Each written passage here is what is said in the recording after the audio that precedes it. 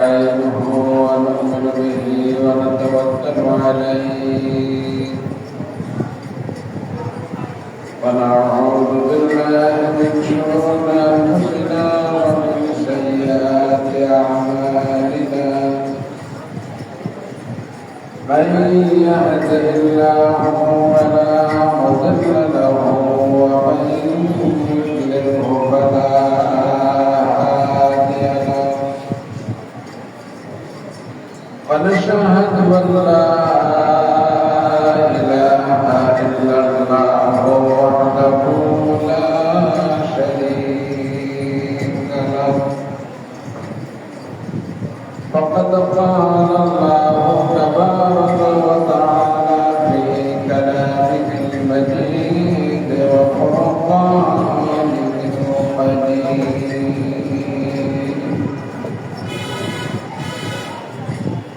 وما كان لبشر أن يكلمه الله إلا وحيا أو من وراء حجاب أو يرسل رسلا فيوحى ما يشاء وقال تعالى في شأن حبيبه تعظيما وتكريما إن الله وملائكته يصلون على النبي يا أيها الذين آمنوا صلوا عليه وسلموا تسليما اللهم صل على سيدنا ونبينا وشفيعنا وحبيبنا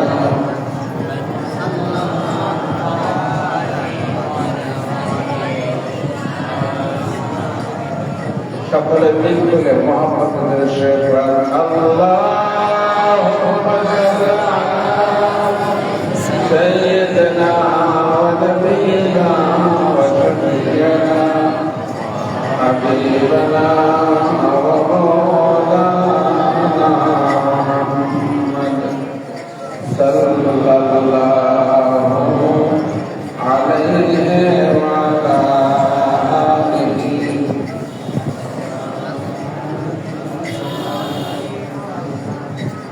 بلغ العلا بكماله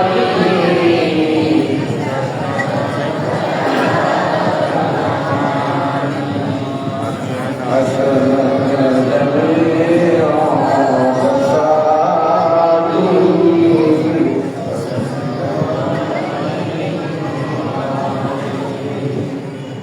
যারা চেহারে সে पर्दा उठाओ या रसूल अल्लाह मुझे दीदार अपना दिखाओ या रसूल अल्लाह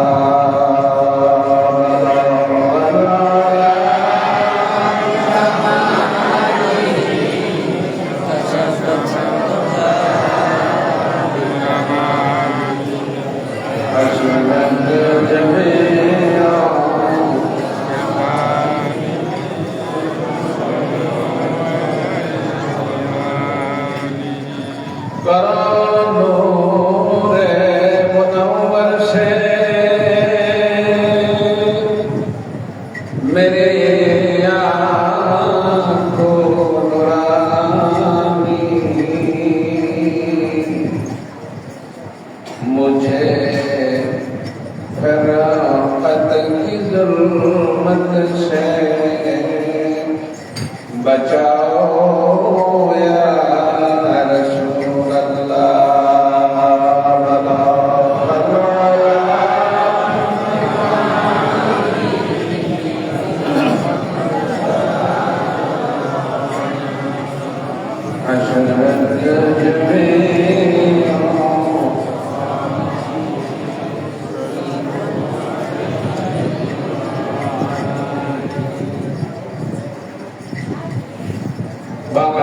জমিয়তে হিজবুল্লাহ নীলফামারী জেলা শাখা গঠন পুনর্গঠন এই সাংগঠনিক অধিবেশনে সম্মানিত সভাপতি, অত্র দারুস সুন্নাত সালেহিয়া কমপ্লেক্স মহিউদ্দিয়া দিনিয়া মাদ্রাসার সভাপতি, বিশিষ্ট ব্যবসায়ী, আমাদের শাসিনা হজরত বিশ্বহজর কাবলার অত্যন্ত আস্থা ভাজন ব্যক্তিত্ব, আমার অত্যন্ত মহব্বতের আরামতি ভাই জনাব আলহাজ জামিল আব্দুল সাহেব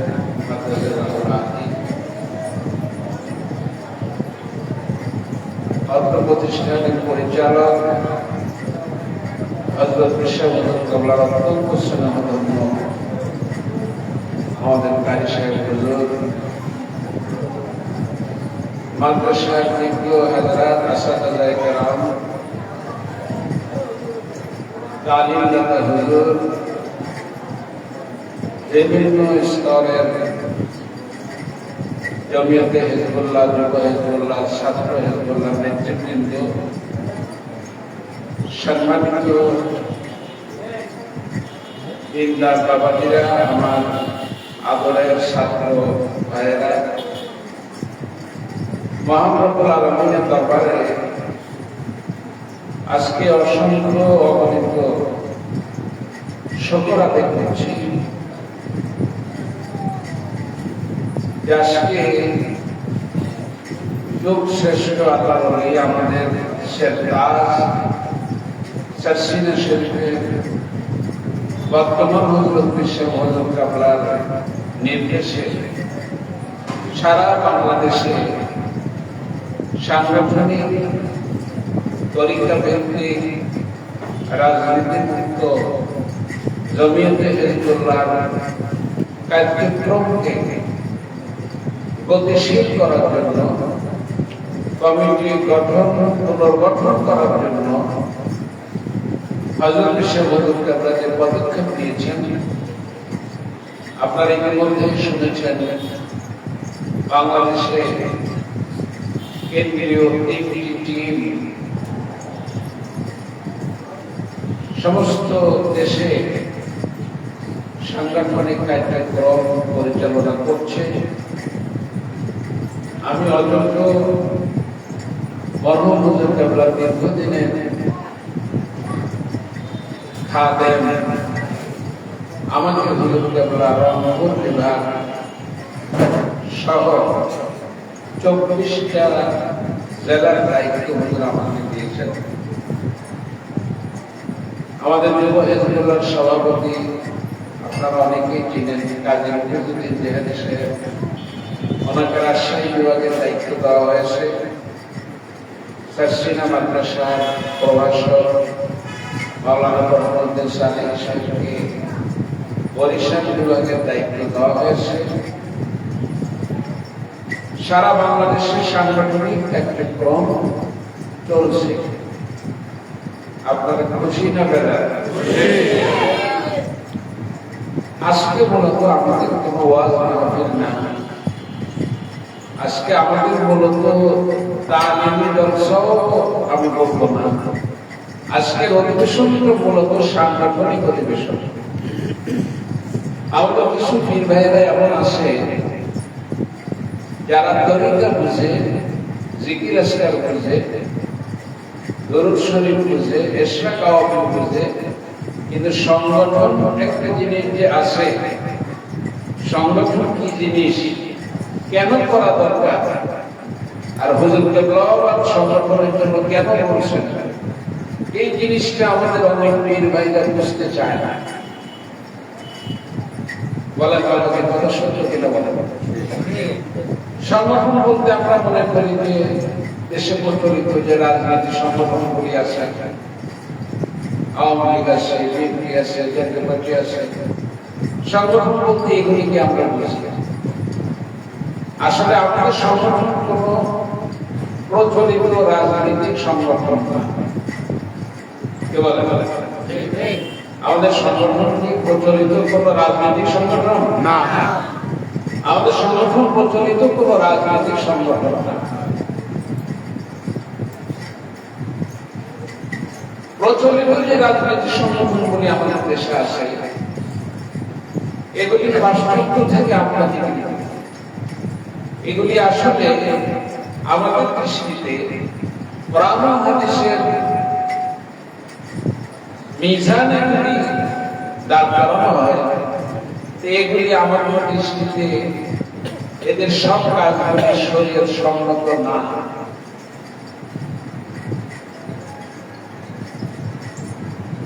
প্রচলিত রাজনীতি পাশ্চাত্য থেকে আমদানিকৃত রাজনীতি, গণতন্ত্রের রাজনীতি পাশ্চাত্যের রাজনীতি। আমাদের একটা রাজনৈতিক দর্শন আছে, মুজাদ্দিদ আল-হুসাইনি রাহমাতুল্লাহ আলাইহির দর্শনই হলো আমাদের রাজনৈতিক দর্শন। কি বলেন দাদা, ঠিক কিনা বলেন?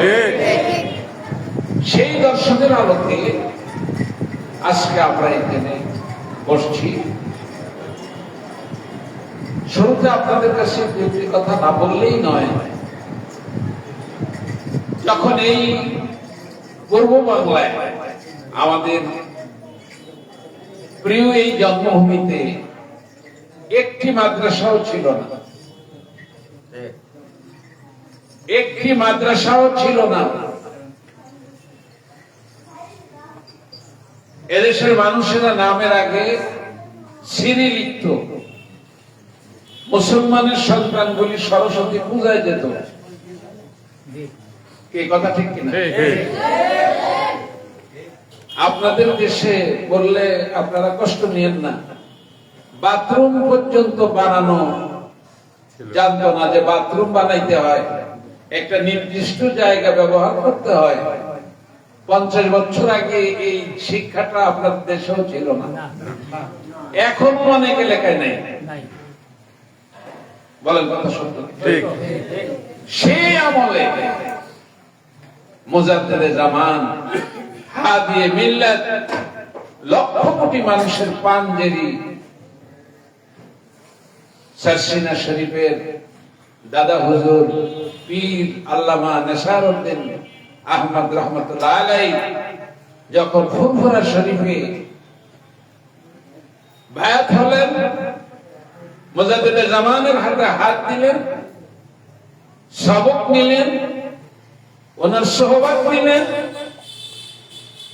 অল্প দিনের ভিতরে ওনার ভিতরে এমন একটা কামালিয়াত অর্জিত হলো, মুজাদ্দিদে জামান ওনাকে এমন ভাবে দোয়া করে দিলেন, উনি মনে করলেন যে পূর্ব বাংলায় যদি আমি মাগুরার এই নেসারউদ্দিনকে দ্বীনের কাজের জন্য প্রেরণ করি, তাহলে ওই এলাকাটা হেদায়েতের জন্য নেসারউদ্দিনই যথেষ্ট।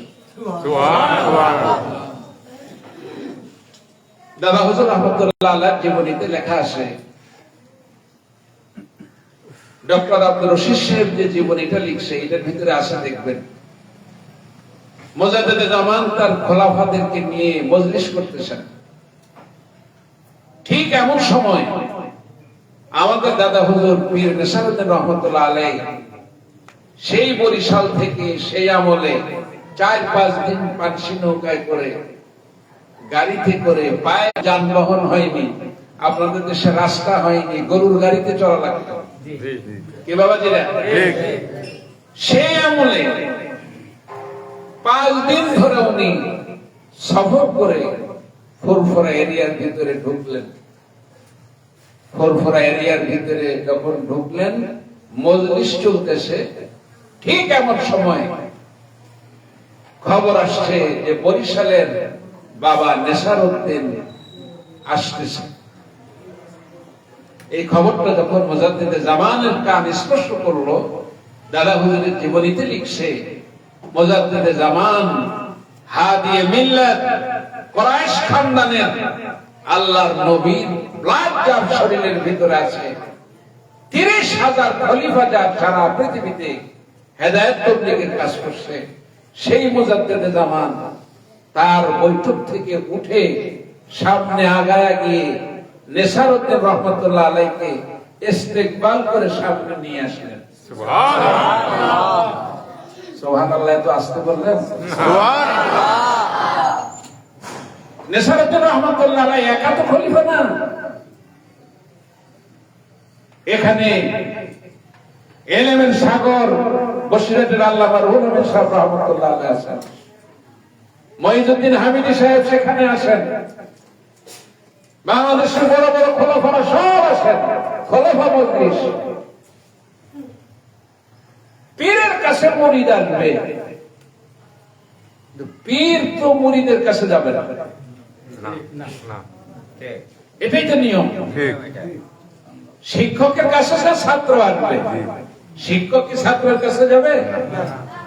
উনি যখন উঠে নেসারউদ্দিন রহমাতুল্লাহ আলাইহিকে ইস্তেকবাল করতে গেলেন, তখন ওনার চতুর্পাশে জলিল কত খলাফা ওলামা যারা ছিল তারা একটু কানা ঘুষা শুরু করেছে যে হুজুর কি করলেন, যে আমরা এত আলেম ওলামা, আমরা এত বিজ্ঞ, আমরা এত জ্ঞানী, আমরা এত বুঝমান লোক এখানে উপস্থিত, আমাদের আলোচনা করছেন হুজুর, একটা নির্দিষ্ট বিষয়ের উপরে আলোচনা হচ্ছে, এর ভিতরে হুজুর উঠে গিয়ে নেসারউদ্দিনকে ইস্তেকবাল করলেন, এটা তো অসুন্দর দেখা গেল, ভালো দেখা গেল না,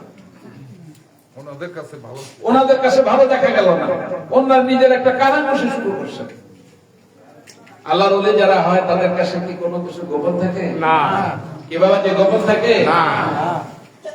মুজাদ্দিদ জামান হাদিয়ে মিল্লাত আবু বকর সিদ্দিক আল কুরাইশি রাহমাতুল্লাহ আলাইহি বললেন, হেগা তোমরা হেগা বলে সম্বোধন করে, হেগা আমি নেসারউদ্দিনকে এগিয়ে আনতে গেছি, এর জন্য তোমরা একটু বিরূপ মন্তব্য করছো, আসলে বিষয়টা তা না।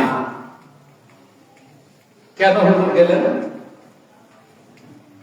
মুজাদ্দিদ জামান বললেন, নেসারউদ্দিন যখন আসতেছে আমি শুনলাম, তখন আমি সামনের দিকে তাকায় দেখি নেসারউদ্দিন যে আসতেছে, নেসারউদ্দিনের আগে আগে আল্লাহ রাসূল হেঁটে আসতেছে। আমি তো নেসারউদ্দিনকে আগে আনতে যাইনি। হুজুরের একবার মনোমালিন্য হইল, মনোমালিন্য হয়ে ফুরফুরা হুজুর মনে কষ্ট পেয়ে ফুরফুরা থেকে চলে গেলেন, দৌকে চলে গেলেন। দৌক একটা গ্রামের নাম, ফুরফুরা থেকে 8-10 কিলোমিটার দূরে। আমরা মরহুম হুজুরকে আমরা সঙ্গে ওখানে গিয়ে 15 দিন ছিলাম, বছর 2 আগের কথা। ওখানে গিয়ে উনি মাদ্রাসা বানালেন, মসজিদ বানালেন, ইবাদত খানা বানালেন। ফুরফুরার মানুষগুলি, গ্রামের মানুষগুলি যে হুজুরের সঙ্গে আচরণটা খারাপ করছে, এটা যখন তারা বুঝতে পারছে, অনুতপ্ত হয়ে গেছে, তখন ফুরফুরার হাজার হাজার মানুষ দৌকে যে ওনার কাছে মাপ চাইলেন যে হুজুর আমাদের বেয়াদবি হয়েছে, আপনার সঙ্গে আমরা আচরণ খারাপ করছি, আপনি আপনার জন্মস্থানে ফিরে আসেন। ফুরফুরা হুজুর আল্লাহর ওলি মানুষ, রাজি হইলেন। তখন পালকিতে চড়ানো, কিসে চড়ানো? তখন তো গাড়ি ছিল না, পালকিতে চলতো। আমরাও ছোটবেলায় দেখছি মরহুম আবু জাফর সালেহ রাহমাতুল্লাহ আলাইহি পালকিতে চড়তেন, আর আমরা পিছনে পিছনে হাঁটতাম। তাবলীগ লঞ্চে হুজুর সফর করতেন, ওই পটুয়াখালী, কলাপাড়া, গলাচিপা, চর এলাকায় ওই পালকিতে হুজুরকে নিত, আমরা পিছনে পিছনে হেঁটে হেঁটে আমরা যেতাম। সব আলাদা আলাদা হেঁটে যেত। আপনার পালকি দেখছেন না? পালকি চিনেন তো? পালকিতে করে হুজুরকে নিচ্ছেন। তো হুজুরে পালকিতে উঠছে, ওঠার পরে ফুরফুরা চলে আসছে। এখন পালকি থেকে নামবে, মুজাদ্দিদ জামানের পায়ের জুতা কোথায়? জুতা খুঁজে পাওয়া যাচ্ছে না। জুতা কার কাছে? ফুরফুরা হুজুরের জুতা কোথায়? জুতা নাই, জুতা খুঁজে পাওয়া যাচ্ছে না। কতক্ষণ পরে দেখা যাচ্ছে যে পিছনে বরিশালের নেসারউদ্দিন রহমাতুল্লাহ আলাইহি উনি জুতার নিচ দুটা একত্রিত কইরা জুতাটা মাথায় করে নিয়ে আস্তে আস্তে হেঁটে আসছে।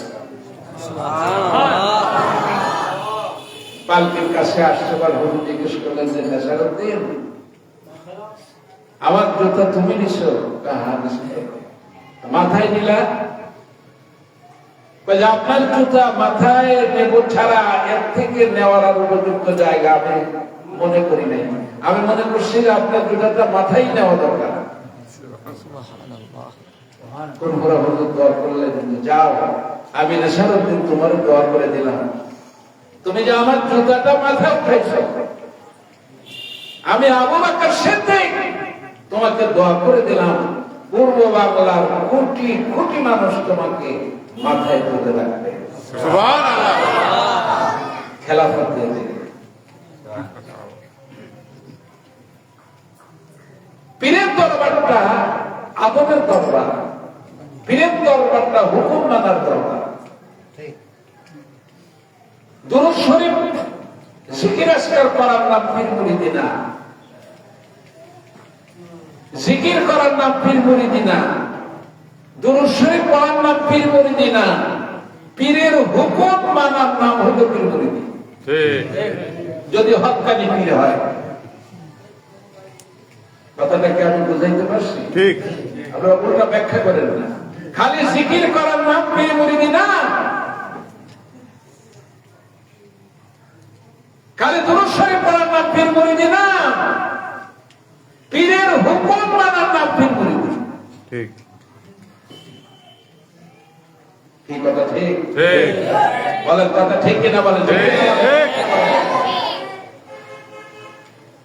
রাসূলুল্লাহর এক সাহাবী ছিল, ওনার নাম ছিল বারা, আর ওনার ছেলের নাম ছিল তালহা। নবী সাহাবীদের তবিয়ত ছিল, নবী সাহাবীদের অভ্যাস ছিল, অন্য যখন রাসূলুল্লাহ দরবারে আসতেন একা আসতেন না, কখনোই একা আসতেন না, সঙ্গে হয় ছেলে নিয়ে আসতেন, না হইলে ভাই নিয়ে আসতেন, না হইলে বন্ধু নিয়ে আসতেন। কারণ আমি যে নেয়ামত পেয়েছি, এই নেয়ামতটা আমি একা ভোগ করব না, আমার অধীনস্থ যারা আছে, আমার চতুর্পাশে যারা আছে, এদেরকেও আমি নেয়ামতের মালিক বানাইতে চাই। আমি মরে গেলে পরে আমার ঘরে দ্বীনের বাতি জ্বালানোর মতো কোনো লোক থাকবে না, আমি মরে গেলে আমার কবরের কাছে দাঁড়িয়ে আমার জন্য দোয়া করার মতো কোনো লোক থাকবে না, তাহলে আপনার বংশ তো আপনি শেষ করে গেলেন। বলে ঠিক কিনা? এই জন্য আল্লাহ পাক কোরআনে বলছেন যে তোমরা তোমাদের সন্তানদের জন্য দোয়া করবা। কি করবা? দোয়া করবা। যারা বলেন কি করবা? কি দোয়া করবা? সব জায়গায় দোয়া করবা। এবং কোন নবীরা সন্তানদেরকে বলে নাই বাইতুল্লাহ শরীফ নির্মাণ করতে আল্লাহ নির্দেশ করছে ইব্রাহিমকে। কি কথা ঠিক না? ইসমাইলকে নির্দেশ করছে, নির্দেশ কারে করছে? অথচ কোরআন শরীফের আয়াত খুলে দেখেন, وَإِذْ يَرْفَعُ إِبْرَاهِيمُ الْقَوَاعِدَ مِنَ الْبَيْتِ وَإِسْمَاعِيلُ আছে? ইসমাইল আছে? কথা বলো। আছে। খালি ইসমাইল না, এরপরও আমি আল্লাহ দরবারে ফরিয়াদ করছি, আল্লাহ আমার ঘরটা, আপনার ঘরটা বানাইতে বলছেন, এটা বানাইতেছি ঠিক, আমি একা না, আমার সঙ্গে আমার ছেলে করে দেন। কারণ আমার পরবর্তী এক জেনারেশন, আমার পরবর্তী প্রজন্মটা আমার ছেলে। আর কি করেন? ওয়াজআলনা মুসলিমাইন লাকা ওয়া মিন যুররিয়্যাতিনা উম্মাতাম মুসলিমাতান লাক ওয়া আরিনা মানাসিকানা ওয়া তুব আলাইনা। কি আছে? আবার সবাই আছে আছে আছে আছে। বাবা আপা আমার খালি নবী বানাইলে তো হবে না, আমার সন্তান তারা মুসলমান বানান, ইমানদার বানান, আমার পরে আমার স্থলাভিষিক্ত আমার সন্তানকে বানান। ইব্রাহিম তার সন্তানের জন্য দোয়া করতে বলে নাই, বলছে? কথা বলেন না। الذين يقولون ربنا هب لنا من أزواجنا وذرياتنا قرة أعين واجعلنا للمتقين إماما।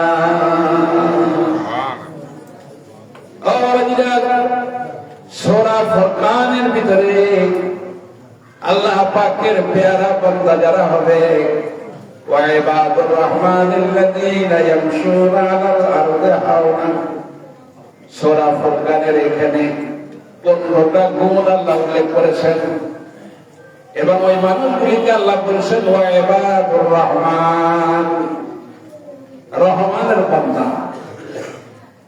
আল্লাহর পেয়ারা বান্দা কারা? 15টা গুণ এখানে বর্ণনা করছেন।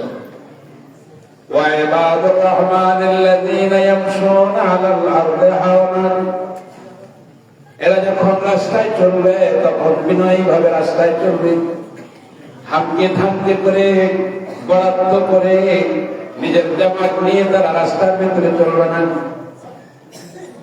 2 নাম্বার ওয়াইজা খাতাবাহুমুল জাহিলুনা ক্বালু সালামা, আর এরা দিনের কাজ যখন করবে, সমাজের ভিতরে যখন হেদায়েত তৌফিকের কাজ করবে, জাহেল শ্রেণী আওয়ামুন নাস যারা দুনিয়াদার মানুষ যারা ওরা ঠিককেরি করবে, ঠাট্টা করবে, বিদ্রুপ করবে, ক্বালু সালামা, যখন তাকে উপহার ওয়াল্লাযীনা ইয়াবিতুনা লিরাব্বিহিম সুজদাও ওয়া কিয়ামা, আর এই মানুষগুলি রাত্র যাপন করবে, ইয়াবিতুনা তারা রাত্র যাপন করবে আল্লাহ পাকের রুকু আর সিজদার মাধ্যমে রাত্র যাপন করবে, ইবাদতের ভিতরে কাটাবে। রাতের বেলা তারা ঘুমাবে না, আল্লাহ পাকের ইবাদতের ভিতরে সময় লাগাবে। আমরা নামাজ পড়ি 5 ওয়াক্ত, আর আল্লাহ নবীর জন্য নামাজ আসিল 6 ওয়াক্ত। কয় ওয়াক্ত? নামাজ। আল্লাহ নবীর নামাজ হলো 6 ওয়াক্ত, আর আপনার আমার নামাজ হইল 5 ওয়াক্ত। আল্লাহ পাক ডাক দেয়া বলে, দোস্ত আমার, সাধারণ মানুষ আর আপনি এক জিনিস না, এরা রাত ভরে ঘুমাবে কিন্তু আপনি রাত ভরে ঘুমাইতে পারবেন না। ফাতাহাজ্জাত বিহি নাফিলাতান লাক আসা আন ইয়াবআসাকা রাব্বুকা মাকামান মাহমুদা। সুবহানাল্লাহ। ইয়া আমার বন্ধু, এরা সব ঘুমায় যাক, সারা দুনিয়ার মানুষগুলি ঘুমিয়ে যাক, পশু পাখিগুলি কোলাহল বন্ধ করে যার যার উঠে আশ্রয় নেও, সারা দুনিয়ার মানুষগুলি তারা আরামে বিশ্রামে চলে যাক, কিন্তু আপনি শেষ রাতের ভিতরে আপনি ঘুমাবেন না। যদি আপনি শেষ রাতে না ঘুমায়া, যদি দাঁড়ায় আপনি আমাকে সেজদা দেন, ফাতাহাজ্জাত বিহি নাফিলাতান লাক, যদি তাহাজ্জুদ নামাজটা আপনি আদায় করেন, আমি ওয়াদা দিচ্ছি আশা আন ইয়াবআসাকা রাব্বুকা মাকামান মাহমুদা, অচিরেই আপনাকে আমি সর্বোচ্চ প্রশংসিত স্থানে আপনাকে আমি। সুবহানাল্লাহ। আল্লাহ রাসূল এমন নামাজ পড়া শুরু করলেন, সারা রাত্র দাঁড়ায়, মাগরিবের নামাজের পর থেকে উনি নামাজে দাঁড়ায়, ফজর পর্যন্ত দাঁড়ায় নামাজ পড়তে শুরু করলেন। তাফসীরে জালালাইনে লিখছে 2 রাকাত নামাজে কোরআন খতম করা শুরু করলেন। সুবহানাল্লাহ। সুবহানাল্লাহ বাড়ি দেয় সুবহানাল্লাহ। কয় রাকাত নামাজ? 2 রাকাত। 2 রাকাত নামাজে কোরআন খতম করা শুরু করলেন। সারা রাত দাঁড়ায় নামাজ পড়তে লাগলেন। আল্লাহ পাক খুশি হয়ে কোরআন শরীফের আয়াত নাযিল করলেন, ইয়া আইয়ুহাল মুযাম্মিল কুমিল লাইলা ইল্লা কালিলা নিসফাহু ওয়া ইনকুস মিনহু কালিলা আও জিদ আলাইহি ওয়া রাত্তিলিল কুরআনা তারতিলা। সারা রাত দাঁড়ায়া যখন নামাজ পড়া শুরু করলেন, 2 রাকাত নামাজের ভিতরে আল্লাহ রাসূল কোরআন খতম করা যখন শুরু করলেন, হাদিস শরীফে আসছে হাত্তা তোরে মাসকাদামহু, আল্লাহ নবীর দুটো পা ফুলে এত বড় হয়ে গেছে, পায়ের আঙ্গুলের অগ্রভাগ দিয়ে রক্ত বের হতে শুরু করছে। দুটো পা ফুলে এত ফুলে গেছে, দুটো পা ফুলে এরা মোটা হয়ে গেছে, আঙ্গুল দিয়ে রক্ত বের হচ্ছে। আল্লাহ ডাক দিয়ে বলে, দোস্ত আপনার পায়ের দিকে একটু তাকায় দেখেন না। আমি নামাজ পড়তে বলছি, এই জন্য আপনি এমন নামাজ পড়বেন যে আপনার পাটা ফুলে গেছে, পা দিয়ে রক্ত ঝরতেছে, আপনার পায়ের দিকে একটু খেয়াল করবেন না? পায়ের দিকে একটু তাকায় রাখেন, পা ফুলে গেছে আপনার, পা দিয়ে রক্ত বের হচ্ছে, হাতটা তোরে মাসকাদামহু, কবর থেকে রক্ত ঝরছে, নিসফাহু আমিনকুস, অর্ধেক সময় নেন, নাইলে আরেকটু অর্ধেক নেন, বাকি টাইমটা আপনি বসে যান, বাকি টাইমটা আরাম করেন। ওয়ারাতিলিল কুরআনা তারতিলা।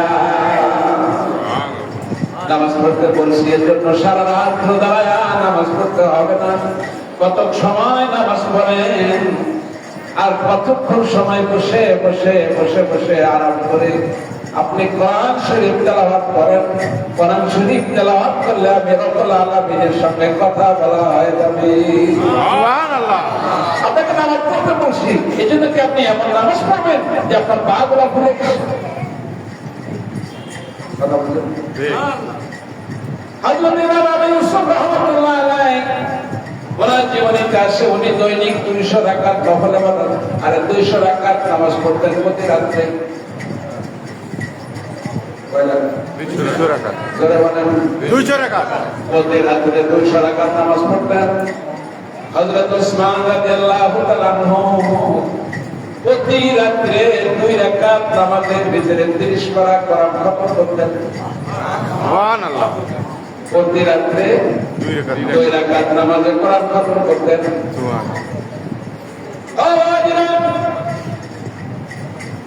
হযরত সাঈদ বিন মুসাইয়্যিব রাহমাতুল্লাহ আলাইহি, যিনি হযরত আবু হুরায়রা রাদিয়াল্লাহু তাআলা আনহুর মেয়ের জামাই ছিলেন, আবু হুরায়রা রাদিয়াল্লাহু তাআলা আনহুর মেয়ের জামাই ছিলেন হযরত সাঈদ বিন মুসাইয়্যিব রাহমাতুল্লাহ আলাইহি। ওনার জীবনীতে লেখা আছে উনি 40 বছর নামাজের আযান হওয়ার আগে উনি মসজিদের ভিতরে প্রবেশ করেছেন। সুবহানাল্লাহ। কত বছর? 40 বছর। 40 বছর আযানের আগে কোথায়? মসজিদে। হযরত আবু হুরায়রা রাদিয়াল্লাহু তাআলা আনহু জামাতা সাঈদ বিন মুসাইয়্যিবকে জিজ্ঞেস করা হয়েছে, এ সাঈদ বিন মুসাইয়্যিব, আযান দিলে মানুষ মসজিদে যায়, মুয়াজ্জিন ডাক দেয় হাইয়া আলাস সালাহ, নামাজে আসো নামাজে আসো, আযান দিলে মানুষ মসজিদে যায়, আর তুমি আযান দেওয়ার আগে 40 বছর ধরে আযানের আগে তুমি মসজিদে যাইয়া বসে থাকো, তার কারণটা কি? সাঈদ বিন মুসাইয়্যিব জবাব দিয়েছে, হাসরের ময়দানে রব্বুল আলামিন যদি আমার কাছে জিজ্ঞেস করে, সাঈদ বিন মুসাইয়্যিব, আমি আল্লাহ নামাজ ফরজ করছি 5 ওয়াক্ত, তা তো তুমি জানতা। 5 ওয়াক্ত নামাজ ফরজ করছি তুমি জানতা। 6টা মাইক লাগা, মুয়াজ্জিনের গলা ফাটায়া হাইয়া আলাস সালাহ বইলা বইলা তোমারে কেন মসজিদে আনা লাগলো? সাঈদ বিন মুসাইয়্যিব, তুমি কি জানতা না ফজরের নামাজের ওয়াক্ত হয়ে গেছে, জোহরের নামাজের ওয়াক্ত হয়ে গেছে, আসরের নামাজের ওয়াক্ত হয়ে গেছে, মুয়াজ্জিনের ডাকা লাগলো কেন? তোমার খেলে তুমি কেন ডাকার আগে মসজিদে আসলা না? সুবহানাল্লাহ। যদি আল্লাহ হাসরের মধ্যে জিজ্ঞাসা করে যে ডাইকা মসজিদে আনা লাগলো কেন, নামাজের ওয়াক্ত হয়েছে, এখন ফজর, এখন জোহর, এখন আসো, এটা তুমি তো জানতা, তোমাকে ডাইকা আনা লাগলো না। এই ভয়ে আজানের আগে 40 বছর আজানের আগে কোথায়? মসজিদে। 40টা বছর হযরত সাইদ বিন মুসাইয়্যিব রাহমাতুল্লাহ আলাইহি 40 বছর আজানের আগে মসজিদের ভিতরে উনি সময় দেন। হাদিসে লেখা আছে হযরত সাইদ বিন মুসাইয়্যিব রাহমাতুল্লাহ আলাইহি 40 বছর নামাজের সেজদার জায়গা, যেখানে সেজদা দেওয়া হয় ওই জায়গা ছাড়া সামনের কাতারে কোন লোকটা নামাজ আদায় করতেছে 40 বছর ওই লোকটার পিঠের দিকে কোনদিন উনি তাকায় না। সুবহানাল্লাহ। সামনের কাতারে কে আছে এই দিকে তিনি কোনদিন জীবনে তাকায় না। 40 বছর, এই 40 বছর নামাজের সেজদার জায়গায় তাকায় না। কয় বছর? 40 বছর। বলেন না কয় বছর? 40 বছর। আর একটু জোরে বলেন না কয় বছর? 40 বছর। এরাই ছিল আল্লাহ ওলি, এরাই ছিল আল্লাহ পাকের পেয়ারা বান্দা। নিসারুদ্দিন রহমাতুল্লাহ আলাইহি মুজাদ্দিদে জামাত হাদিয়া মিল্লাত জীবনে একটা মুস্তাহাব পর্যন্ত কোনদিন তরক করে না। সুবহানাল্লাহ। কি তরক করে না? জোরে বলেন মুস্তাহাব। জোরে বলেন মুস্তাহাব। ওনার একজন খাদেম ছিল, বাড়ি হতো পটুয়াখালী বাউফল থানা, নাম ছিল কালু খা। কি নাম? কালু খা। মনে রাখবেন কি নাম? কালু খা। কালু খা, আবুল কালাম খান, কিন্তু মানুষ ডাকতো কালু খা বলে। বাড়ি আসছিল বাউফল। এর কাজ ছিল কি? কাজ ছিল নিসারুদ্দিন রহমাতুল্লাহ আলাইহির যে দুধের গরু আছে, এই দুধের গরুগুলার ঘাস কাটা ছিল তার কাজ। এই লোকটা বড় শিক্ষিত লোক, হ্যাঁ, অনেক জ্ঞানী লোক, অনেক ডিগ্রিধারী লোক, কথা বলে অনেক বড় আলেম। কাজ কি তার? কার গরুর ঘাস কাটে? কোন হুজুরের? নিসারুদ্দিন রহমাতুল্লাহ আলাইহি গরুর ঘাস কাটে। বাবাজিরা খোদার কসম দিয়া বলি, খোদার কসম দিয়া বলি, আবু জাফর সালেহ রহমাতুল্লাহ আলাইহির মুখে আমি শুনছি এবং মরহুম বাহারে শরীয়ত এই মরহুম হুজুরের মুখেও আমি শুনছি। এই কালু খা প্রতিদিন দাদা হুজুরের গরুর ঘাস কাটত, আর প্রতিদিন কালু খা 30,000 বার নফি ইসবাত জিকির করত। সুবহানাল্লাহ। কত হাজার বার? 30,000 বার। 30,000 বার নফি ইসবাতের আমল করত এই কালু খা। বাউ করেছিল তার নাম। দাদা হুজুর যখন ওযু করতেন উনি ওযুর পানি নিয়ে দিতেন, বাথরুমে যাইতেন, বাথরুমে খেদমত করতেন। কথা বলছেন? খেদমত ছাড়া দুনিয়ায় কিছু পাওয়া যায় না। খেদমতের বিকল্প কোনো কিছু নেই। আল্লাহ নবীর 10 জন খাদেম ছিল। কয়জন? 10 জন। আসাফুস সিয়ার একটা কিতাব আছে, কামেলে পড়ায়, পড়া দেখেন রাসূলুল্লাহ 10 জন খাদেম ছিল। হযরত বেলাল হাবশী রাদিয়াল্লাহু তাআলা সারা রাত্র উস্তুনে সারিয়ার ওখানে দাঁড়ায়া সারা রাত্র আল্লাহর রাসূলকে বাতাস করতেন। আল্লাহু আল্লাহু। বেলাল হাবশী হুজুরের খাদেম হযরত উম্মে সুলাইম, ওনার ছেলের নাম ছিল হযরত আনাস। আনাস রাদিয়াল্লাহু তাআলা মুখে 10 বছর বয়সে উম্মে সুলাইম হুজুরের দরবারে আইনা হাজির করছে।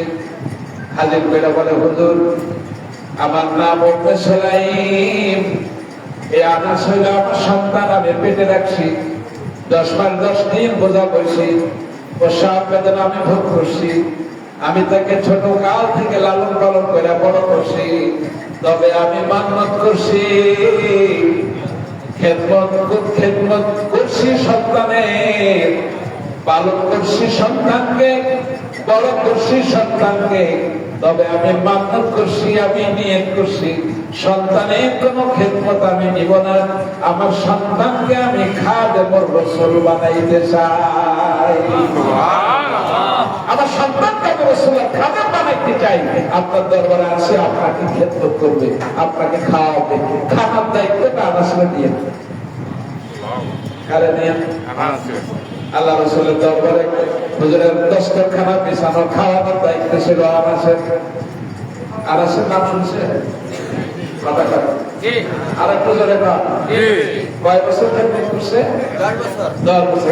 এই তো জানেন হযরত আনাস, মায়ের নাম ছিল উম্মে সুলাইম, 10 বছর আল্লাহ নবীর খেদমত করছে। খেদমত কইরা যখন আল্লাহ নবীর খুশি করে ফেলাইছি, আল্লাহ রাসূল একদিন ডাক দিয়ে বলে, আনাস রে, তুই যে আমার খেদমত করস, তোর খেদমতটা আমার এত ভালো লাগে, তোর খেদমতটা আমি এত খুশি, তোর কোনো চাহিদা আমার কাছে আসেনি, তুই আমার কাছে কিছু চাওনি, তোর কোনো চাওয়া থাকলে আমার কাছে বল, আমি নবী তোর মনের আশাটা আমি পুরা করে দিই। আনাসটা হুজুর আমার কোনো চাহিদা নাই, আপনি দোয়া করে দেন। আপনি কি করেন? দোয়া করে দেন। আল্লাহ রাসূল দোয়া করছে যে আল্লাহ আনাসে 2টা জিনিস দিবা, কাসরাতে ওলাদ দিবা আর কাসরাতে মাল দিবা। তার মানে ছেলে পেলে বেশি দিবা আর সন্তান বেশি দিবা। ছেলে পেলে কি করবা? বেশি দিবা। আর কি? সন্তান বেশি দিবা আর বিবি বেশি দিবা। সেখানে বিয়ে করতেই রয়েছে, করতেই রয়েছে, সব সময় মরণ পর্যন্ত 4টা বিবি তার রয়েছে। হযরত আনাসের সন্তান সংখ্যা কত জানেন?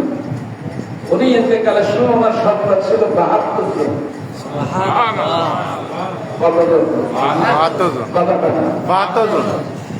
উনি ওনার সন্তান বলে চিনতেন না যে এইটা কোন বিবির সন্তান। সন্তানটা সিরিয়াল ধরে আপনার সামনে আসতেন, আইসা কইতেন যে আব্বা আমার মা অমুক, আমি অমুক মায়ের সন্তান। সুবহানাল্লাহ বলবেন? সুবহানাল্লাহ। 10 বছর খালি রাসূলুল্লাহ খেদমত করছে।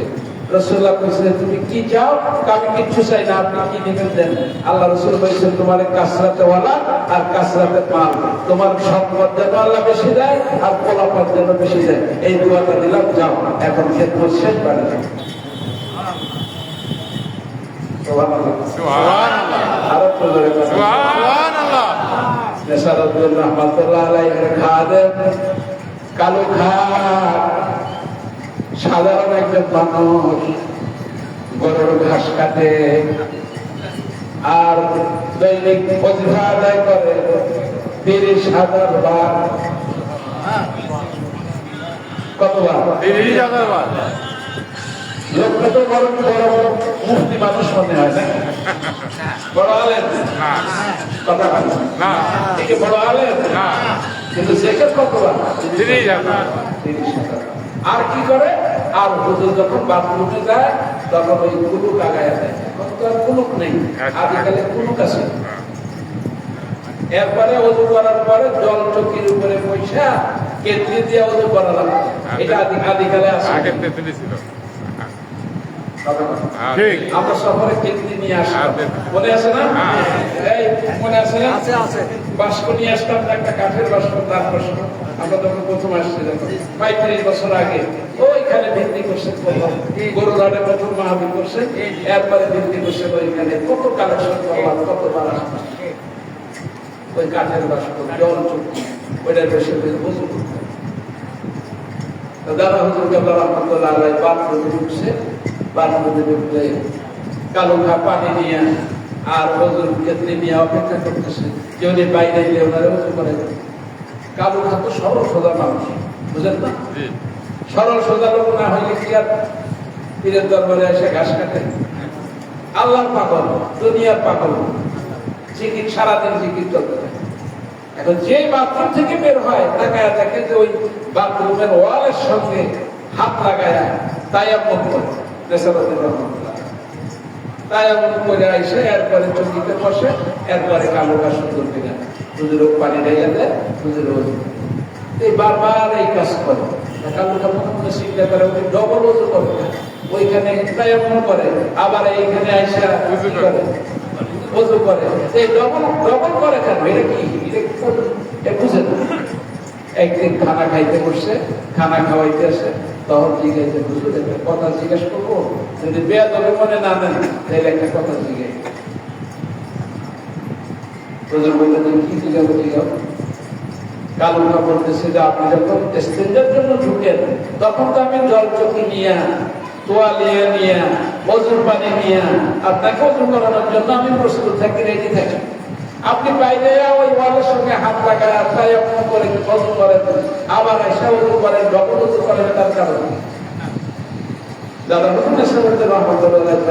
কালো খা, আমি বাথরুম থেকে বের হয়েছি তো না পাক মানুষ, তুমি ওজু করার জায়গা ওখানে ফিট করছো, ওই জায়গা থেকে আসার পথে এই যে রাস্তাটা, এই রাস্তার ভিতরে যদি আজরাইল আসে আমার জান প্রবেশ করে, তাইলে আমি নেশারতে নাপাক অবস্থায় মারা গেলাম।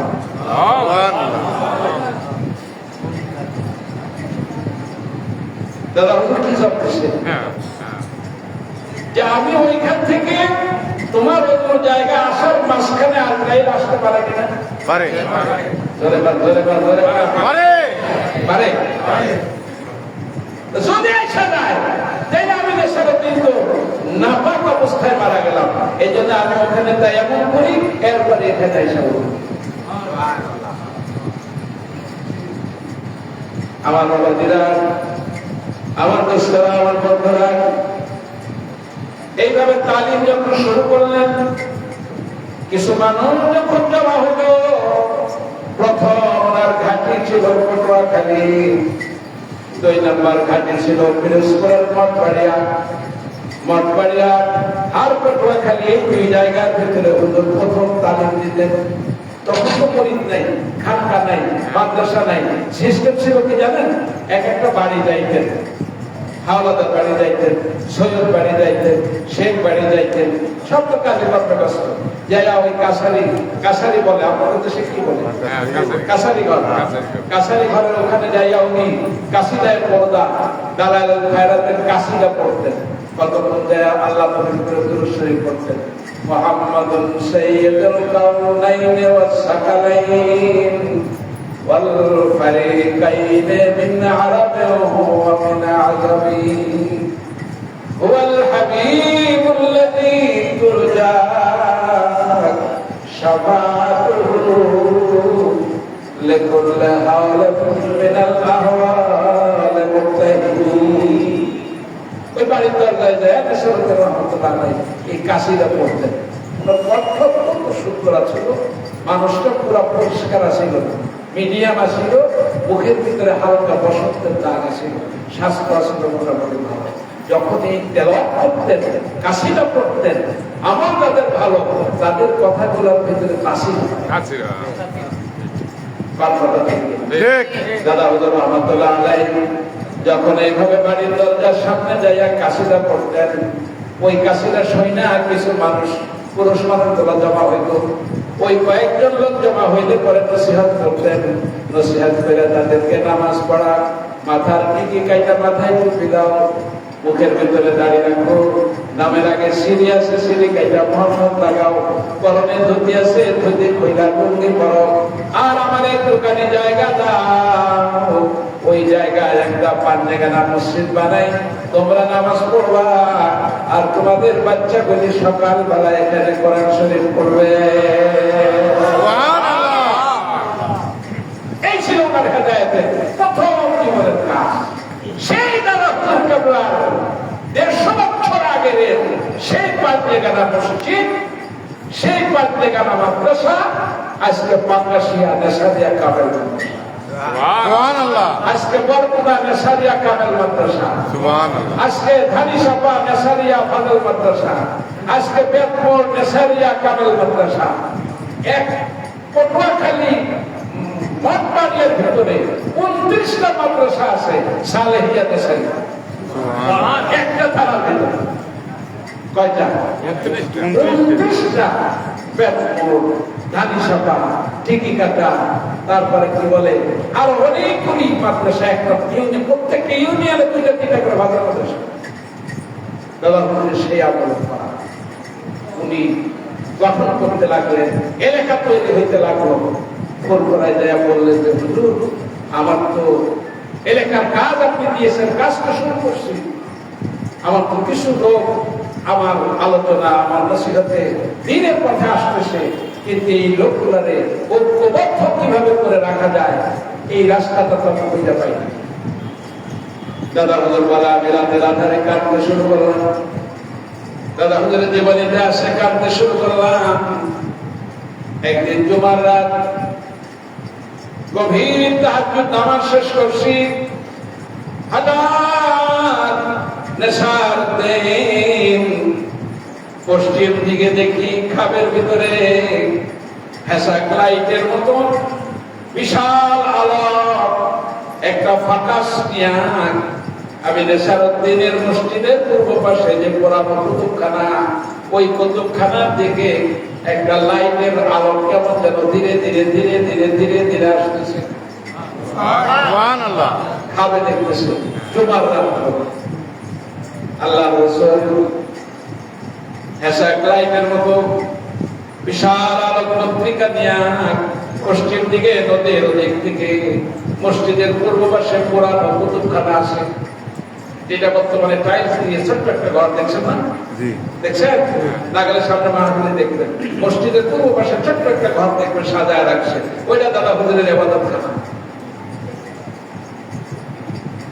দাদা হুজুর মানে যখন কাছে আসছেন, ভালো করে তাকায় দেখি আল্লাহ নবী আমার মাথার কাছে দাঁড়িয়ে আছে।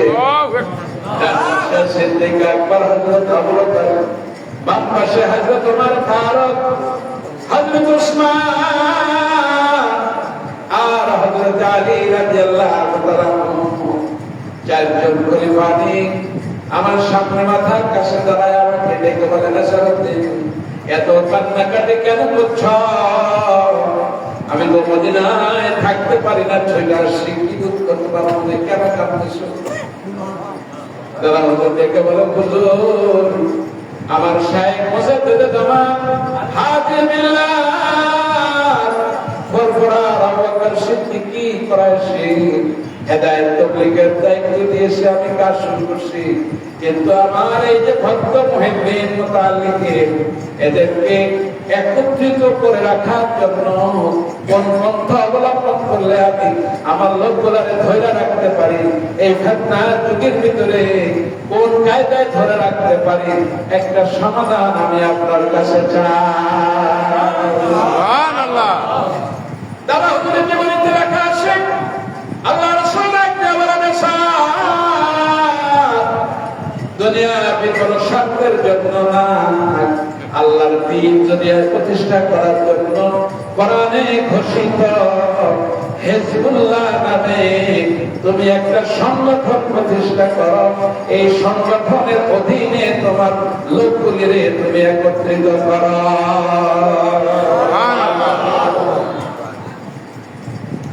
কি সংগঠন? হিজবুল্লাহ। জোরে বলেন হিজবুল্লাহ। আরো জোরে বলেন হিজবুল্লাহ। আরো জোরে বলেন হিজবুল্লাহ। হিজবুল্লাহ সংগঠন করো। আল্লাহ পাক কোরআনে বলেন, এই হিজবুল্লাহ সংগঠনের যারা কর্মী হবে, হিজবুল্লাহ সংগঠনের কাজ যারা করবে, আমি তাদেরকে খালি হাতে ফেরাবো না, আমি আল্লাহ তাদেরকে 5টা পুরস্কার দিয়ে পুরস্কৃত করব। সুবহানাল্লাহ। কয়টা পুরস্কার? 5টা। সকলের মধ্যে 5টা। ছাত্র ভাইরা আপনারা বলেন কয়টা পুরস্কার? 5টা। যারা হিজবুল্লাহ সংগঠনে নাম লেখাবে তাদেরকে আল্লাহ 5টা পুরস্কার দেবেন। আল্লাহ কোরআনে বলেন, উলাইকা কাতাবা ফি কুলুবিহিমুল ঈমান। যারা আল্লাহ তাআলার কর্মী হবেন, সংগঠনে যারা নাম লেখাবে, আল্লাহ পাক বলেন তাদের 1 নম্বর পুরস্কার হলো উলাইকা কাতাবা ফি কুলুবিহিমুল ঈমান, তাদের বাপদের দুয়াকুল নিচেই যে কলমটা আছে, ওই কলমের ভিতরে ঈমানকে আমি এমন ভাবে খোদাই করে দেব। উলাইকা কাতাবা, কাতাবা মানে শব্দ অর্থ হইল লেখা। কাতাবা মানে কি? লেখা। এই শব্দটা কাতাবা মানে কি? লেখা। আল্লাহ বলে উলাইকা কাতাবা ফি কুলুবিহিমুল ঈমান, যারা আল্লাহর দলে নাম লেখাবে তাদের অন্তরের ভিতরে আমি ঈমানকে এমন ভাবে লিখবো, ঈমানের সিলটা আমি এমন ভাবে লাগাইয়া দেব, তাদের ঈমানটা আমি এমন ভাবে মজবুত করে দিব, তারা মরণের আগে কোনোদিন মুরতাদ হবে না, ওরা বেঈমান হবে না, ঈমানের মজা থেকে তারা পিছপা হবে না।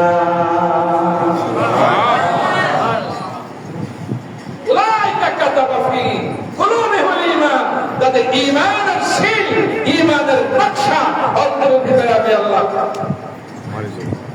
সিলটা আমি লাগাই দেব। কয় নাম্বার হইল? 1 নাম্বার।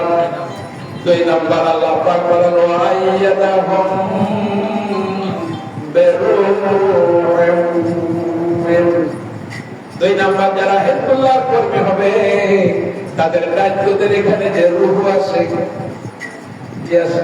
রূহ আছে। যারা বলেন রূহ। ওয়াইয়াদাহুম, তাফসীর পড়া দেখেন 29 পারা সূরা মুজাদালা, তাফসীর পড়া দেখেন 2 নম্বরে আল্লাহ বলেন ওয়াইয়াদাহুম বিরূহিন, তাদের বান্দাদের এখানে যে রূহ আছে ওই রূহকে আমি এমন ভাবে শক্তিশালী, এমন ভাবে পাওয়ারফুল করে দেব, ওদের রূহের চক্ষুটা আমি এত শক্তিশালী করে দেব, ওদের রূহটা এত পাওয়ারফুল, ওরা এই খেলাপির জমিনে বসে চক্ষু বন্ধ করবে, ওরা রূহের চক্ষু দিয়া আর সে আজিম পর্যন্ত ওরা দেখতে পাবে। সুবহানাল্লাহ। তাদের রূহকে আমি পাওয়ারফুল করে দেব, তাদের রূহকে আমি শক্তিশালী করে দেব, তাদের রূহ এখানে চক্ষু বন্ধ করবে আর সে আজিম ওরা দেখবে। সুবহানাল্লাহ। সুবহানাল্লাহ। সুবহানাল্লাহ। 3 নম্বর ওয়ায়ুদখিলুহুম জান্নাতিন তাজরি মিন তাহতিহাল আনহার। 3 নম্বর পুরস্কার, ওদেরকে আমি এমন একটা জান্নাতের ভিতরে ঢোকাবো যেই জান্নাতের তলদেশ থেকে অগণিত নহর জারি থাকবে। এই নহর সাধারণ নহর না, এই সাপ্লাই সাধারণ সাপ্লাই না, এই ঝর্ণা সাধারণ ঝর্ণা না। মুসলিম শরীফ লিখছে জান্নাতের তলদেশ থেকে যে নহরগুলি জারি থাকবে, ওই নহরের পানি যদি হাসরের ময়দানে কোন মানুষকে একবার পান করায়া দেওয়া হয়, মুসলিম শরীফ হাদিসে আছে 40 বছরের ভিতরে ওই মানুষটির পানির আর পিপাসা হবে না। সুবহানাল্লাহ। জান্নাতের তলদেশ থেকে নহর জারি থাকবে। ওয়ায়ুদখিলুহুম জান্নাতিন তাজরি মিন তাহতিহাল আনহার, নহর জারি থাকবে তলদেশ থেকে। 4 নাম্বার আল্লাহ বলেন খালিদিনা ফিহা, এই জান্নাতে যে ঢুকবে দখলে আউয়াল হবে আর বের হতে হবে না, ওরা অনন্তকাল পর্যন্ত জান্নাতের বাসিন্দা হবে, জান্নাতে থাকবে, জান্নাতের ভিতরে তারা বসবাস করবে, তাদের হুরুল মান দেওয়া হবে মা তাশতাহি আনফুসুকুম, ওরা যা চাবে বলার সঙ্গে সঙ্গে ওদের সামনে হাজির হয়ে যাবে। যা চাবে, যা খুশি, যা চাবে আল্লাহ জান্নাতে হাজির করে দেবে। 5 নাম্বার আল্লাহ বলেন রাদিয়াল্লাহু আনহুম ওয়া রাদু আন, আমি তাদের কষ্টে ফেলি, আমি তাদের বিপদে ফেলি, আমি তাদের না খাওয়ায়া রাখি, আমি তাদের অশান্তিতে রাখি, আমি চোখের সামনে সন্তানকে উঠায় নিয়ে আসি, ঠিক কথা কথা ঠিক যত মুসিবত যত অশান্তি এই মনোবিগুলো নামাজিগুলো ভাষে খুঁজার ঘুষখোর টাকা যাদের টাকা আছে পয়সা আছে ঘুষখোর মৎখোর জুয়াখোর এদের কোনো বালা মুসিবত নাই সংকট নাই টাকার অভাব নেই ঠিক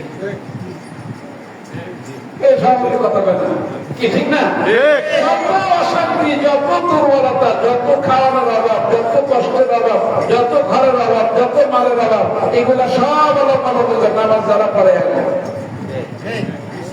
কথা কথা ঠিক একজন আর একজনের সঙ্গে যখন বন্ধুত্ব হয় একজনের এক বন্ধু আর এক বন্ধুর সঙ্গে যখন মনে মনে প্রেম হয় কথা কথা ভালোবাসা ঠিক না আপনারা বুঝেন না ওয়াজে বুঝেন না বন্ধুত্ব হয় না হয় ভালোবাসা বুঝেন জি ভালোবাসা এক এক জায়গায় এক এক রকম হয় স্বামী স্ত্রীর ভালোবাসা এক রকম ঠিক ওস্তাদ সাগরেদের ভালোবাসা আর এক রকম বাবা সন্তানের ভালোবাসা আর এক রকম উম্মত নবীর ভালোবাসা আর এক রকম পীর মুরিদি ভালোবাসা আর এক রকম ঠিক ঠিক কিনা কথা? ঠিক যখন ভালোবাসা হয় বন্ধু বন্ধু যখন ভালোবাসা হয় তখন বন্ধু এক পর্যায়ে যায় গান গাইতে শুরু করে বন্ধু তুমি আমার আমি তোমার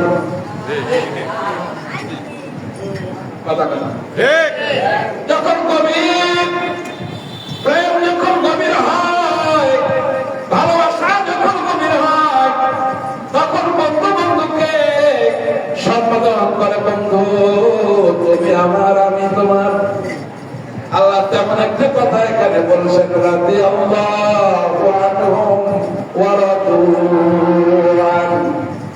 যারা আল্লাহ দলের কর্মী এদের টাকা নাই এদের পয়সা নাই ওদের পেটে খাওয়া নাই কিন্তু ডাক আসছে যাওয়া লাগবে বৈশাল পিছনে এসে পয়রা নাই নাম লেখা ফেলছে বাসে সিট নিয়ে ফেলাইছে ঠিক কথা বল ঠিক অথচ টাকা নাই পয়সা নাই কষ্ট দিচ্ছি অশান্তি দিচ্ছি ফসল নষ্ট করে দিচ্ছি ধানের সময় ঝড় দিয়ে নষ্ট করে দিলাম আল্লাহ কয় আমি যতই মুসিবত নেই আমি যতই কষ্টে রাখি আল্লাহ কয় রাতে আল্লাহু আনহুম ওয়া রাদু আন হাজারো কষ্টে রাখি বান্দাগুলি আমি আল্লাহর পরে কি থাকি কথা বল খুশি থাকে আরো ধরে বল খুশি কার কথা আল্লাহর কথা বন্ধু তুমি আমার আমি তোমার আল্লাহ সমান একটা কথা বলে রাদিয়াল্লাহু আনহুম ওয়া রাদু আন আল্লাহ কয় এই হিজবুল্লাহর কর্মী যারা হয় এদের আমি হাজারো মুসিবত হাজারো পেরেশানিতে রাখি তারা আমি আল্লাহর উপরে খুশি থাকে আর আমি আল্লাহ 24 ঘন্টা তার উপরে খুশি সুবহানাল্লাহ উলাইকা হিজবুল্লাহ আল্লাহ কয় পাঁচটা পুরস্কার যাদেরকে দেওয়া হবে তাদের নাম কি এত আসবে বলে হিজবুল্লাহ হিজবুল্লাহ উলাইকা হিজবুল্লাহ আল্লাহ কয় পাঁচটা পুরস্কার যাদের দেওয়া হবে তাদের নাম হলো হিজবুল্লাহ আলা ইন্না হিজবাল্লাহি হুমুল মুফলিহুন তুমি আমার আমি তোমার হাজার কষ্ট তোমাকে দেওয়া হয় তোমার কাছে কষ্ট মনে হয় না ভালোবাসা যখন লেগে যায় তখন দুনিয়া একদিক হয়ে যায় আর আল্লাহর প্রেম আর একদিক হয়ে যায় কথাটা ঠিক কিনা? ঠিক বারার কথা বলতেছিলাম বারা বলার নাম হইল তালহা বারা হইল সাহাবীর নাম তালহা হইল বলার নাম তালহা বলতে বারা নাম শুনছেন না সাহাবী সাহাবীর নাম কি বারা আর ছেলের নাম কি তালহা। তালহার বয়স 13 বছর কিন্তু রাসূলুল্লাহ দরবারে রাত প্রতিদিন আসে যখনই বাবা আসে সন্তান নিয়ে আসে যখনই বাবা আসে সন্তান নিয়ে আসে যখনই বাবা আসে সন্তান নিয়ে আসে এখন বাবার থেকে পোলা রাসূলুল্লাহর প্রেম পাগল বেশি হয়ে গেছে এখন বাবার থেকে পোলা রাসূলুল্লাহর বেশি ভালোবাসা শুরু করছে কথা বুঝলেন তালহা ছেলে 13 বছর মাত্র বয়স মাত্র একটু বালেগ হয়েছে মাত্র একটু বুঝলেন না? পুরাপুরি এখনো হয় নাই, মাত্র একটু বালে করেছে, শরীয়ত আইতেছে মাত্র। আর বাবা তো বুড়া, কারণ রসুলের দরবারে আস্তে আস্তে প্রেমে এমন লাগছে, এখন বাবার থেকে পোলার প্রেম আরো গাঢ় হয়ে গেছে। এখন নামাজে তো বাবার আগে আসে, নামাজে রওনা হলে বাবা পিছনে, পোলা আগে না পাইতে যায়, পাঁচ ওয়াক্ত নামাজে আগে। তিনি বিজিতে লিখছে, একদিন এশার নামাজ শেষ হয়ে গেছে, সাহাবীরা সব গেছিলে, তালহা রাসূলের পাড় দিয়ে করে এ যায় না, বারাকা চলো বাড়ি চলো, রাত্র অনেক হয়ে গেছে। হুজুর কইতেছে, যাও তোমার আপু কাছে তুমি যাও, ফজরে আসবে, নামাজ পড়ে বিদায় নিয়ে জান্নাত যাইতে আসে, হুজুরে যাবে, আরাম করবে। তালহা যায় না, যাইতে যাইতে মসজিদ খালি হয়ে গেছে। এখন মাত্র মসজিদে মানুষ আছে কয়জন? একজন হইল বাবা, আর একজন হইল সন্তান তালহা।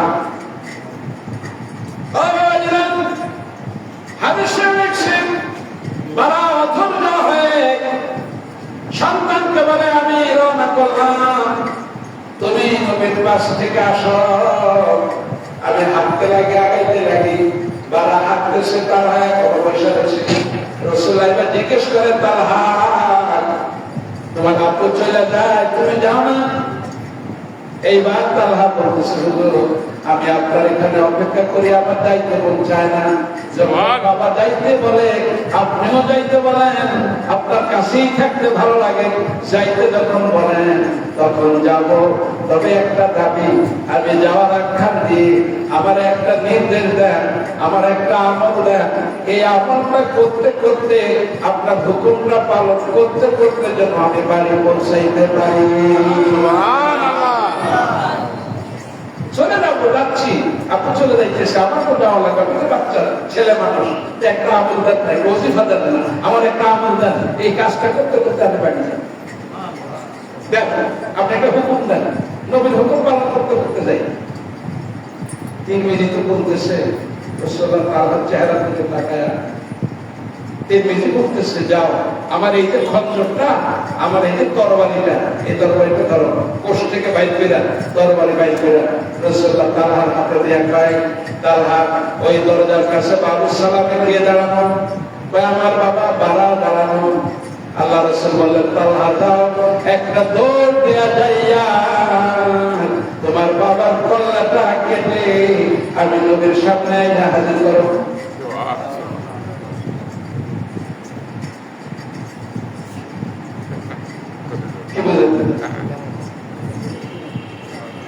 আল্লাহ রাসূল ডাকতে বলেন, তালহা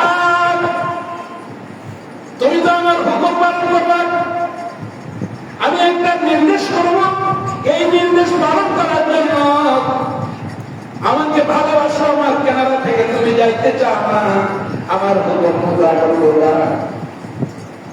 এই জন্য তোমার বাবা যাইতেছে, তারপরেও তোমার যাইতে মন চায় না, তাইলে আমি একটু টেস্ট করে দেখবো তোমার এই ভালোবাসাটা আসল ভালোবাসা না নকল ভালোবাসা।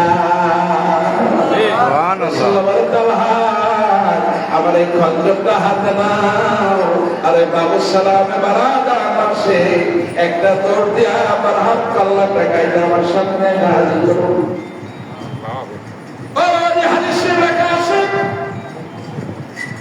হযরতে তালহা আল্লাহ নবী বলার সঙ্গে সঙ্গে রাসূলের খঞ্জর হাতে নিয়ে একটা দৌড় মারছে, মাঝ বরাবর যেই না চলে গেছে, বাবার কাছে চলে যাবে ভাব, হঠাৎ করে আল্লাহ রাসূল বলছেন, তালহা ফিরে আসো, ফিরে আসো, ফিরে আসো, ফিরে আসো, বাবার কল্লা আনতে হবে না, আমি যেটা চাইছিলাম আমি তবে সেইটা পাইয়া গেছি।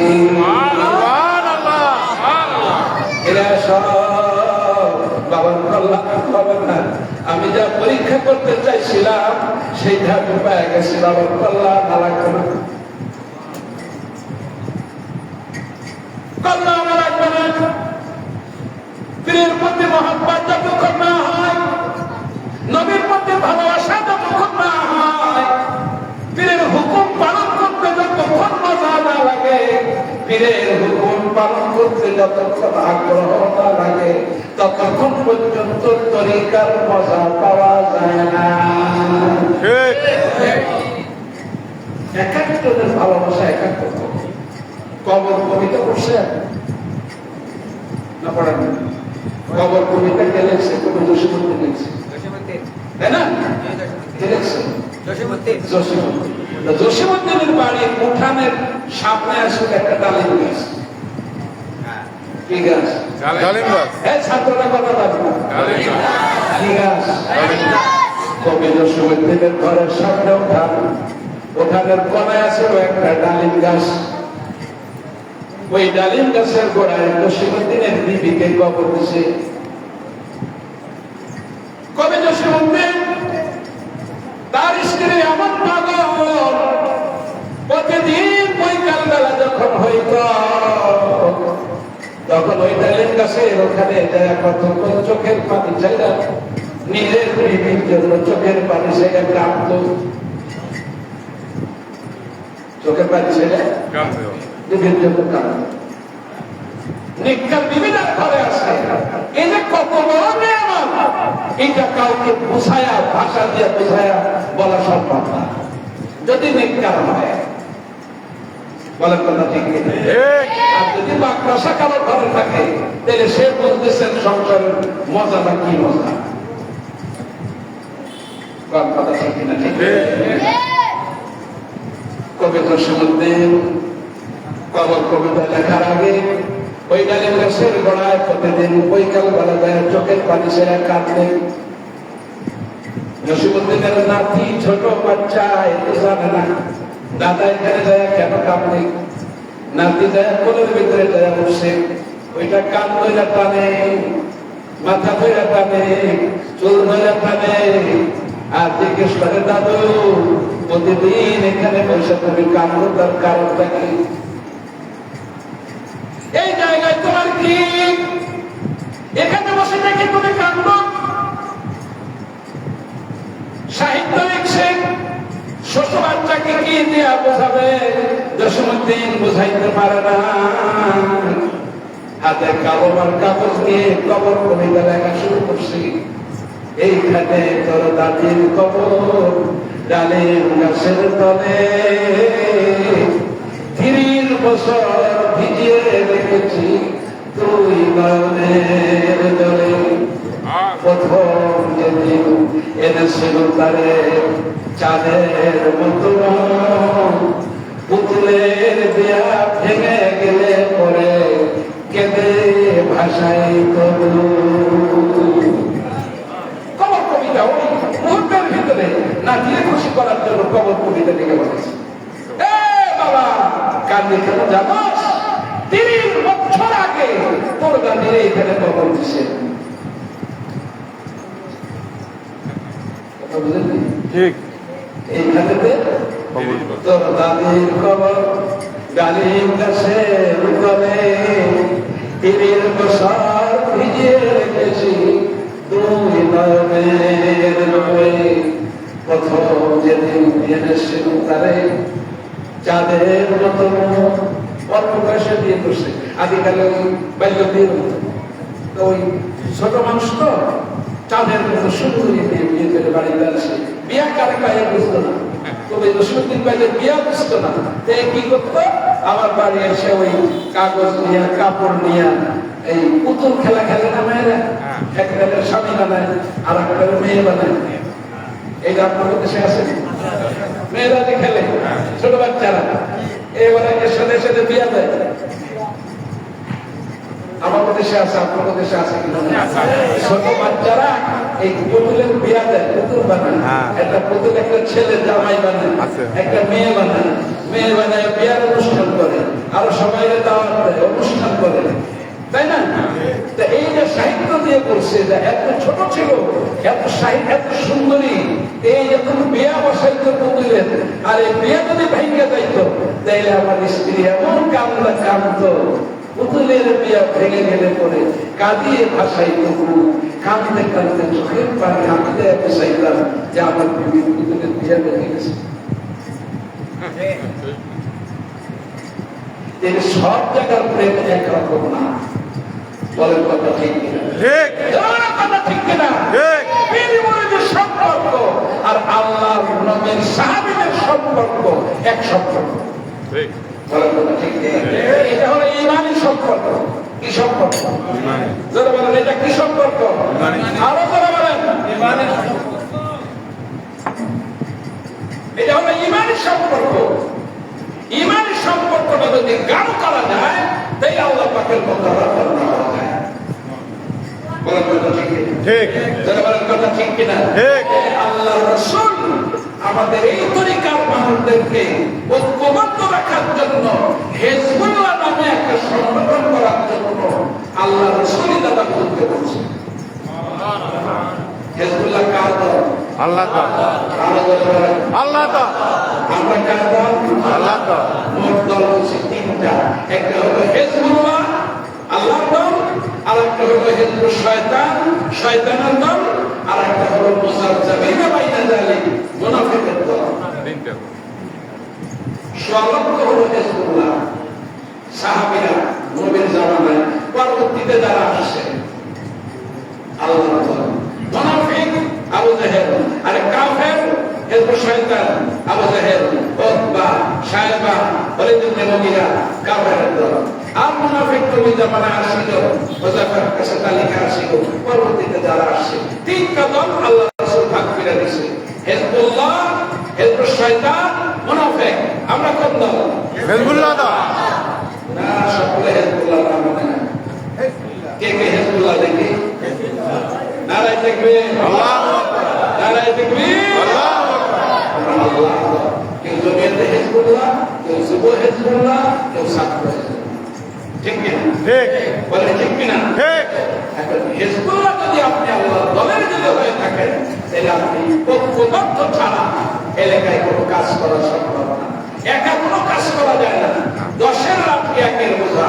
সকলে মিলে যখন একটা কাজ করা হয় তখন ওই কাজটার ভিতরে বরকত হয়। ঠিক ঠিক কিনা? ঠিক ঠিক কিনা? ঠিক বলেন কথা ঠিক কিনা? ঠিক কিনা? ঠিক আমরা একটা মসজিদ চালান। এই মসজিদে একজন সভাপতি আছে না, একজন ক্যাশিয়ার আছে না, একজন সেক্রেটারি আছে না। প্রতি শুক্রবারের জুমার নামাজের পর এমন কোন মসজিদ নাই যে কিলাকিলি মারামারি গুদাগুদি না আছে। ওযুখানায় বাকি নাই, মুয়াজ্জিনের লতিফ নাই, ইমাম সাহেবের বেতন কাসমান বাকি। এই কথাটা তাহলে ওই মসজিদটা চালাইতে গেল একটা কমিটি লাগে। লাগে না? তা এই যে হক তরিকা, রাসূলুল্লাহর দেওয়া আদর্শ, এই যে দ্বীনের হক রাস্তাটা, এই রাস্তাটা সর্বস্তরে পৌঁছানোর জন্য এই নীলফামারী এলাকায় প্রত্যেকটা ইউনিয়নে পৌঁছানোর জন্য আপনার কোনো দায়িত্ব নেই? আপনি হক তরিকার পরিচয়টা পাইলেন, মানুষের কাছে পৌঁছানো, হকের দাওয়াতটা পৌঁছানো, এটা আপনার দায়িত্ব নাই? এই দায়িত্বটা যদি পালন করতে হয় তাহলে আমাদের যারা আসে এদেরকে ঐক্যবদ্ধ করে সংগঠনের ভিতরে আনতে হবে।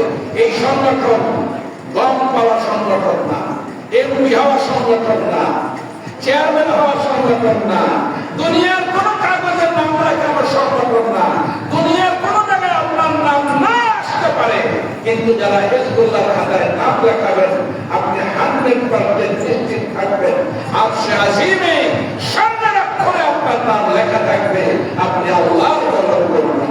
সুবহানাল্লাহ এই দলে আপনারা কি নাম লেখাতে চান?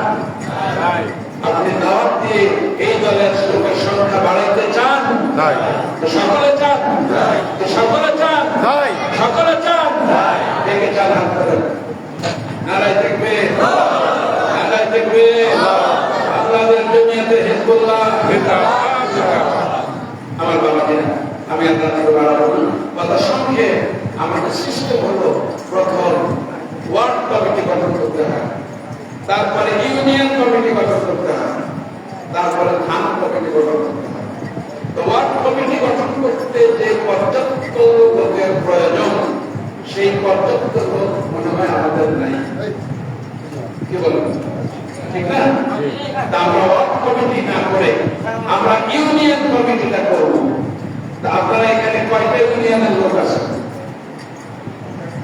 একটা ইউনিয়ন